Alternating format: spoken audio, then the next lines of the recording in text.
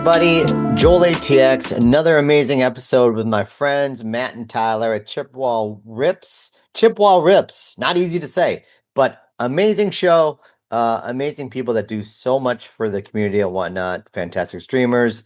They do benefit shows. You'll hear all about it in the next minute. But just wanted to do a quick thank you for everyone that has supported this channel. I'm going to keep doing it. We're kind of diversifying a little. I've got some really good shows coming up. Card Spot Texas. This is an amazing company up in Dallas that actually works on prepping your cards before you submit them into PSA or SGC or whatever grading company you choose. But Jonathan and the crew do an amazing job. You're actually going to be able to see them work on one of my cards, which I think is pretty cool. We have Girls at Rips, we have Paradavy, we have Rice Cake Bandit. We got a lot more other amazing shows. We got some good roundtables coming up with All Day Collectibles, Lucky's Cards, JJK Sports. We got some really fun things. Thank you guys for the support. If you have any questions or have any ideas, please post them in the comment below. First and foremost, make sure you subscribe, like, comment, do all that fun stuff. I appreciate you guys. One little apology. The next two podcasts, my freaking it was using the wrong microphone, so my sound is bassy and annoying. Their sound is fine. I apologize in advance. There's not much I can do, but I've learned from my mistakes. I won't repeat them. Just like my dad used to say, make mistakes, don't repeat them. You guys, love you. Thank you so much for watching. Enjoy the podcast with Chippewa Rips. I am pleased to have my good buddies on, Chippewa Rips, Tyler and Matt from Chippewa Falls out of Wisconsin. I'm wearing my Jump Around t-shirt right now. I'm not sure if you can see that. Yeah. Nice. I grew up in Milwaukee. I spent most of my life in Oshkosh. I've been to Eau Claire a ton. I don't think I've ever actually been to Chippewa Falls. What's the distance between Chippewa Falls and Eau Claire? You're like 10, 15 minutes away. Oh, that close? Yeah, it's right down the road. So nice. And is it Leinenkugels out of Chippewa Falls? Leinenkugels is, yes. Very nice. Very nice. Great beer. If you've never had Leinenkugels. So what I love about these guys, I've been on their shows for a long time. We've worked together. High energy, fantastic cards. I also love that it's a partnership as well. So we'll talk a little about that. He also has his son co-host, and nothing's more adorable than hearing his son talk about cards. They're amazing for the community. They work their butts off behind the scenes as well. And we're going to talk about that, how important it is to be present, not only in your shows, but they do an amazing job jumping in other people's streams and supporting other people. They've done some amazing benefit shows as well. So guys, first of all, thank you for joining 5 with Joel-ATX. I really appreciate it. Are you guys ready? Yeah, that's right. Yeah, thanks for having us on. You bet. So Tyler and Matt, I'm going to throw a little curveball at you instead of talking about your first stream. It's the off season right now. We have the NFL draft literally in 6 days from today. And NFL's around the corner. Topps Chrome just kicked off the other day. Good Lord. I've been on breaks. It's insane. Let's talk about your initial thoughts on Topps Chrome. I mean, it's skyrocketing right now. The market is just crazy. That's what everyone's asking for. I mean, I think it's exciting for the hobby. I think they're looking for something different.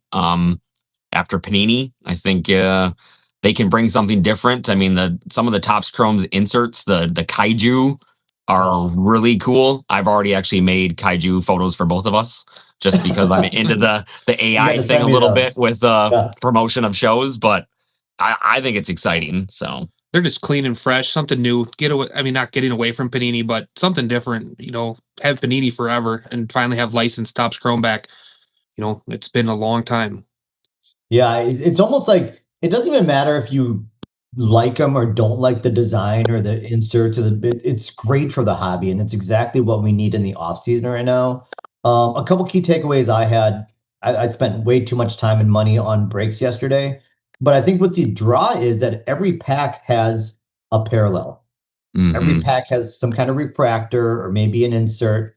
And I think that's where they hit the home run, is like, you don't get skunked on a pack. Sure, it could be an offensive lineman, but at least you're getting something. And I think that's the draw. I think they did a really good job. Also, this is a good lead way into my next question. I think it's done wonders for Jackson Dart's market. Yes. I think a lot of those rookies, I think their market is definitely on the trending up from that, because now you have this whole new product, and pricing seems way better than what Panini had, because I think Topps Chrome's similar probably to Prism, and the hobby box price is totally different. And just the upside seems way better too for what Topps is offering. Yeah, that's a good observation. And I think the pricing is fair. Of course, the secondary market, things are skyrocketing. I was on Yeah. Facebook Marketplace just this morning, and people are selling, blasters for 75. And it's a little high, but it's not horrible.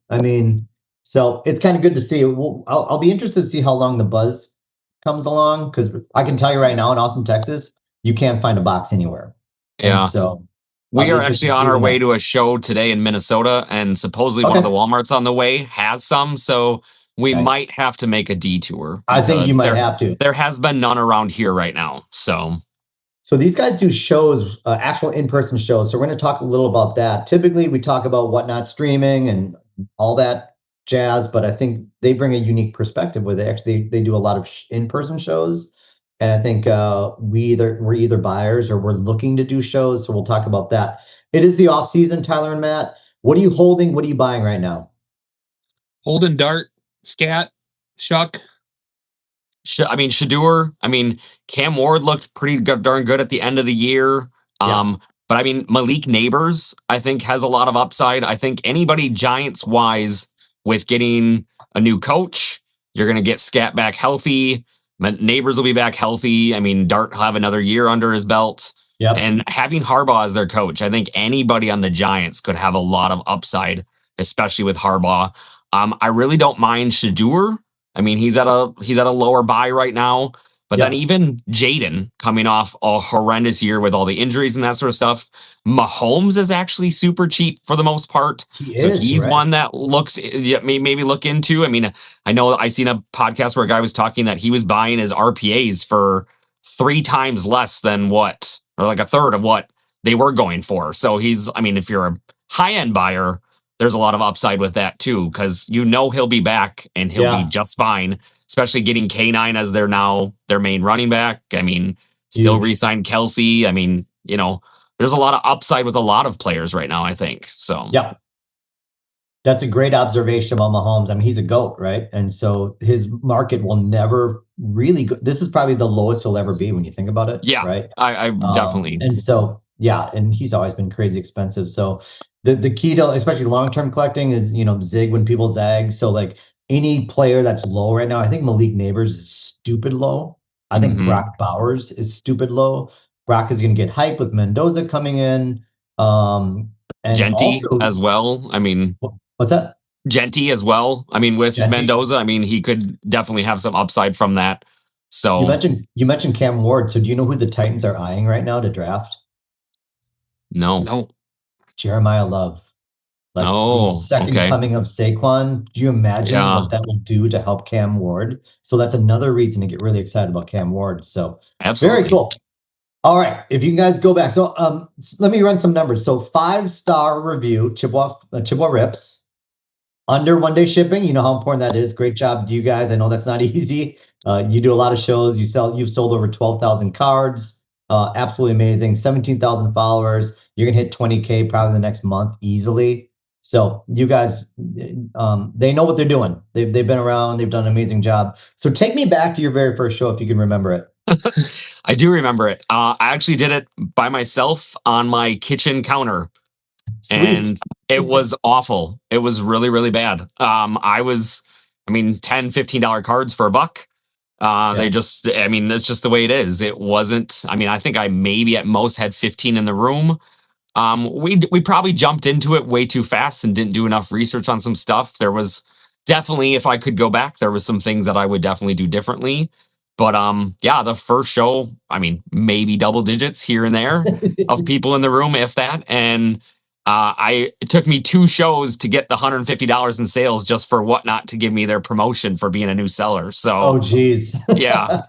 So it was rough. It was really bad. So I had no setup. We didn't have an office, nothing like that at my house. So I was just like, well, I'm just going to do it on the kitchen counter here because that's where the best lighting is right now. So. And how long have you been streaming, by the way? When was this first show? We started in October of 2024, I believe, roughly. Got it. So right around there. Yeah. And so how did you two start working together? So we both work at the same company for our full-time jobs, and just became friends over time over that. Yep. Um, Really, where it got into it is, we had our collections. We tried to do an in-person show. We sat there. I think Tyler sat there for 6 hours and sold $100, and we had to find a different way to offload product. Yeah. And this is where the streaming came into effect. It might have started too, where buying too much, getting back into the hobby, and both wives were like, "Guys, you're spending too much. We need to do something with this stuff." Yeah. And that's where this kind of just started to snowball from there. So I think I'm sorry to interrupt. Yeah. You're good. We can all relate to that, right? We start collecting again, and all of a sudden we look around and we're buried in boxes, and like, time to sell some of this stuff that we don't necessarily love. And so that was August of 2024. And now look at you. Yeah. You had mentioned that you started doing live shows or in-person shows. So let's talk a little about that, because I think that's really intriguing, especially to me. I've done a couple live shows, but it was with a friend, so I never really did it myself. And I want to start getting into that. So I know you guys have been doing it. Talk a little about that. What are some of the advantages? What are some challenges? Talk to me about some in-person shows. I mean, I like going to in-person shows to buy, but at the same time, you're at the mercy of the vendor. So you're like, they're not worried if you're not going to buy it. So when you're behind the table and you're the actual vendor, you're in more control of everything. Like, someone comes up to your table, they got a case, you're like, "Hey, can I look at your case? You selling anything? Is there anything you want to offload?" That's where you can really get some good deals, especially if you're bundling. You can do trades, that sort of thing. I mean, it's just, sometimes it's very surprising to see what people have in cases. I mean, we were at an Eau Claire show. That guy probably had $250,000 in cards in his case. And we're like, it's a little too much for us. We're going to have to pass. So, yeah, I mean, but it's still just cool, even just to see what people have. And it definitely helps you build relationships with people that are locally. So, sure. I mean, we have a lot of people that know who we are from Whatnot that now come to our table when they see our sign and that sort of thing. And they're like, "Hey, I've seen you guys on Whatnot," like that sort of thing. So it can help build relationships as well with people in the hobby. Have you had to sign any autographs yet? No. Okay, that's next level. You Yeah. got to get to that. What are some of the challenges of doing in-person shows?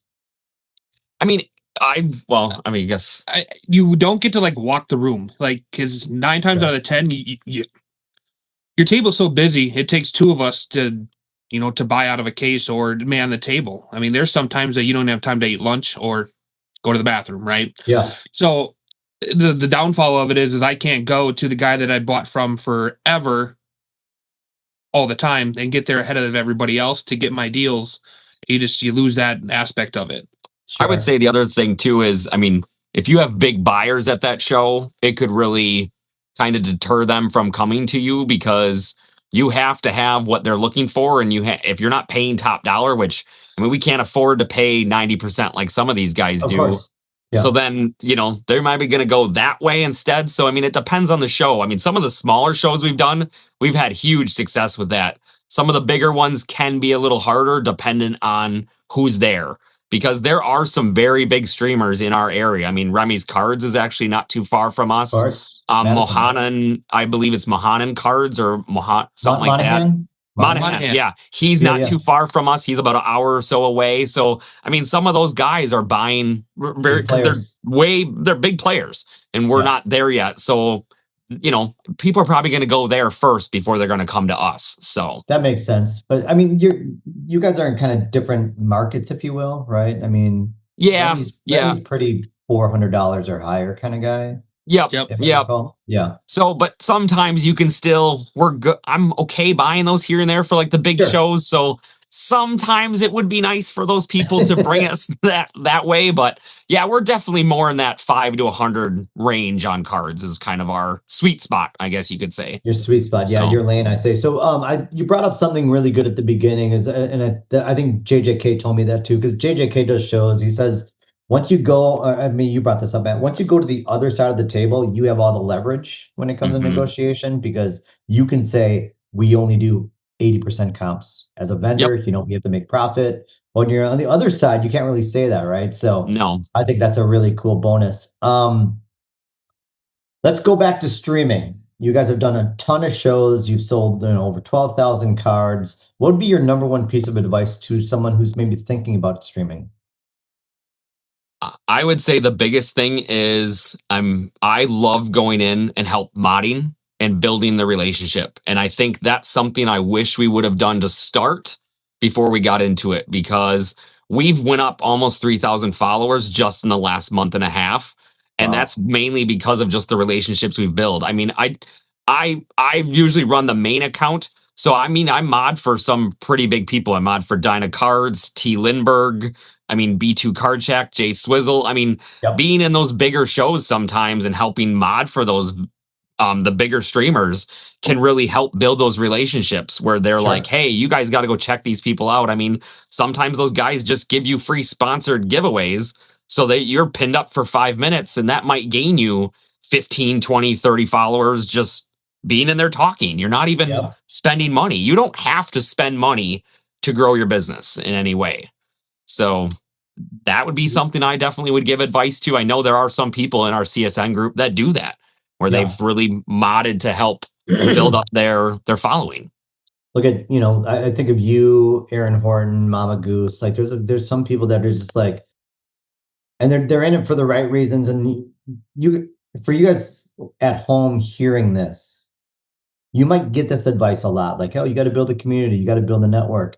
These are two individuals that are literally doing it every day. They're putting the sweat equity into joining other streams, not just chatting and having a good time, but they actually step up and get modded, and they help the seller. And that's a huge benefit for streamers, is to have mods like these guys help control the show and whatnot. So please, like, you may have heard this advice before, but make sure, like, when you're on Whatnot and you see Chip modding, or of course go to their shows as well and support them. They're actually doing it, and so you don't need to reinvent the wheel. Just kind of do what they're doing, and it's very commendable and very respectful. So on behalf of every streamer, thank you guys for doing what you're doing. It's very appreciated. Yeah, that's the best part about it too. You have fun when you're modding, because you can kind of you get the hidden chats too, where things can kind of get crazy and goofy, and that's how you're building those relationships. I mean, sometimes you're just in the show just to chat with people, and that's what makes it fun. So the hidden chats are the best until you're on LPZ shows and he reads them out loud. Yes, like 100%. Yeah, we have a buddy that's local, FOTL 101. He's helped us immensely, but he reads them too sometimes. I'm like, Jed, don't read what I just told you. Like, stop it. Yeah, we'll be making fun of someone and LPZ's reading it out loud. I'm like, dude, don't read those out loud. And but it's LPZ. That's why we love them. Yeah. Let's talk about challenges. So, you obviously have been streaming since August of 2024. Talk about maybe a challenge that you had back then, or maybe a challenge that you're facing right now as an experienced streamer. And then how did you overcome it? Inventory is probably the biggest challenge. Curating an inventory that is going to bring the people in and produce a good show. We do a very good job. That's where the vending came in, is you go to the back end and sign up for more in-person shows, get your name out there. And like Tyler said, people come to you now. But yeah, inventory definitely is probably the biggest challenge, especially if you're not doing it full time. I mean, this doesn't pay the bills. We're not doing this as it's a hobby. Our careers. We work 50-hour-week jobs, so we're doing this on the side. So getting that inventory, we don't have time every day to go to card shops and shows and that sort of thing. So building the inventory is by far the biggest thing, because if you want to keep taking that next step, you can't run shows that when you first started. I mean, if we ran shows how we ran them when we were running for the first couple months, everyone would leave. They'd be like, why are you running this base lame rookie cards? Like, we don't want that. We want what you guys have been running. So that's the other problem, is you really have to keep up on the inventory. So that's another area where we've looked into with consignment a lot. We've done a lot with consignments where that's just, I mean, and we like to pay on the high end for that consignment. I mean, we usually do 80-20 for 80 for the person that's giving us the cards. I mean, I know 20% doesn't sound like a lot, but it's inventory. It's helping us with our problem. So, and it's hopefully earning their trust, where they're like, hey, they give you a little box at first, but then if you like make them decent money, they're like, hey, here's my good stuff now. So like, let's help build this together. So that's it's a another win-win. thing. It's a win-win when you think about it, right? I mean, Yep. so yeah, I've been looking into consignment as well, but you guys are keying in all the most important points is like procurement of inventory is one of the biggest challenges we have, especially when you have a very specific caliber of cards that your people expect, right? Like you Hmm. said, you can't just show up and throw a bunch of base cards or base rookie cards, right? Yep. And so you take advantage of the shows, you take advantage of the local. I think strategic online buying is incredibly important. I'm going to release a video on how you buy on Whatnot because I think a lot of people don't do it the right way. But that's for a Yeah. whole nother topic. So thank you for sharing that. Yeah. Just random, but like what players in Wisconsin are hot right now? I mean, to be honest, Jordan Love is always requested. I mean, Josh Jacobs is pretty well requested. Tucker How about Craft. Tucker Craft. You know why Tucker Tucker Craft Craft is is popular? You know why he's popular? Because yes. he doesn't have a lot of cards. No, and he does It's not sign a insane. lot. We No, he we were doesn't. trying to buy a Tucker Craft auto at a show one time, and Matt was comping it, and he's like, "Dude, what do you think this goes for?" I'm like, "I don't know, $30." It was Oh, like $85. I'm like, "Shut yeah. up!"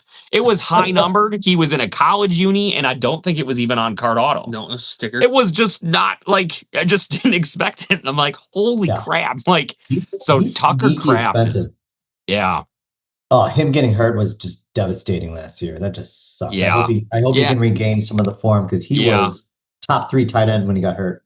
And when we traded for Micah, Micah was super hot here. I Like bet. I mean, we could buy anything Micah and people were just going bananas for it. I mean, any Micah you could get at that time, people were like, "Yes, yes, Oh, I please." know. Like, so that's another one that I'm sure will definitely be highly crested next year. You know what? I'm just realizing his first Green Bay Packer auto will go pretty well. I wonder if does he sign in Yeah. tops? I wonder if he signs in tops. I don't think He so. doesn't sign a lot.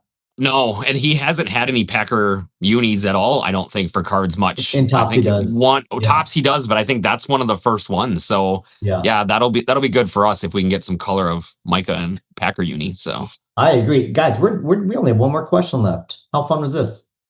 awesome. So you've been streaming for a long time. You do shows. You're well connected. You've done such a great job of just being a part of the Whatnot community, CSN, Aloha movement, all that good stuff. What's next? It's April 2026. What's the rest of the year look like? You know, when December hits, what do you want? What kind of accomplishments do you want to have? I mean, I really look at. I mean, I'm in Dyna card streams a lot, and I love the versatility of Hence the what Dyna hats. brings. That is the hats right There we here. go. And Matt's got the shirt on. But I really love the versatility that he brings to his shows, and that's something that I would really like to get to, where we can pretty much run any sport, even Disney, Marvel. I mean, Pokemon, all of that stuff sells very well. So I would love to kind of get towards that where we're being more versatile in our shows and just really bringing a variety to everyone where they can come in there and be like, okay, I can pretty much get whatever I want in here. And just, I would like to take that next step on the cards, Yeah. Get over those $100, be able to run those uptowns and that kind of stuff at $1 or the new, have a kaiju in the show. Like, just run those bigger cards would be nice to be at that level by the end of the next year. Cause I'm hoping by the end of the year, 25, 30,000 followers, I think is a reasonable target for us. So we'll see. And also Premier Shop would be amazing. Oh yeah. So you nailed something. I think for new streamers, if they ever tried to do what Dyna did, they'd fail miserably. You gotta have the foundation. You gotta have the followers to come to your shows and appreciate what you're doing, like to offer eclectic cards. Cause like, yeah, he'll do any and every kind of card imaginable. And that's the fun of it, right? That's the fun. Mm-hmm. And I bet he has a blast too. Cause listen, we're football guys primarily. It gets boring after a while. You got to spice it up. That's why I always do the games and things like that, because single shows drive me crazy. I've been doing them for a year. And so it's it's one thing that I want to talk about too down the line is like, as streamers, we it's important that we're selling what we're passionate about as well. Definitely. Like, did you ever notice you guys kind of sell? We all tend to sell the same players because those are the players that we love. Yeah. Yep. You can't avoid it. You're just going to do it. You know what I mean? That's why, I sell a lot of Packers because I love the Packers. Yeah. Guys, what a pleasure. Let me think if there's any other questions. Well, can I chime in? I have one thing another Sure. advice for streamers. Yes, please. The Givey raids are incredible. There is nothing better than you running and pick a decent card. Please do not do a base. Don't do a random insert. Pick a nice card. I mean, the other day I did a Givey raid and I did a Cam Ward Silver with a Shadur like Green Wave Prism. Yeah. And we had 45 in the room when we did the raid. And I mean, it was in 5 minutes, we had 45 people in there. And I get that it's just mostly for the Giveys. But if you bring 5 people even into that next room that are buyers, you've helped yourself, you've helped them, you've possibly built a relationship. I know we just did it with All Day Collectibles the other day. And I mean, he was super grateful. So now it's building that relationship with him, but it's also possibly helping him and helping us because we gained 22 followers in 5 minutes and spent $1 something on shipping for plain white envelope. Like, that is something that I definitely would have done a lot more early on because that has really helped us grow a lot faster with doing that. That's amazing advice. And it's something that, like, I'm kind of hot and cold, but I need to be a lot more hotter when it comes to that because it literally takes you 5 minutes of the day. It might cost you $15 to $20 total, but you think of what it's doing for the community, helping people, plus you're going to get some followers from it. I think that is amazing advice. Thank you for sharing that. That's awesome. Yeah. Well, guys, keep doing what you're doing. You are so priceless to the network, the community of CSN and whatnot. We appreciate all the hard work. The best of luck to you guys. Thank you so much. Appreciate it. Yeah. Thank you.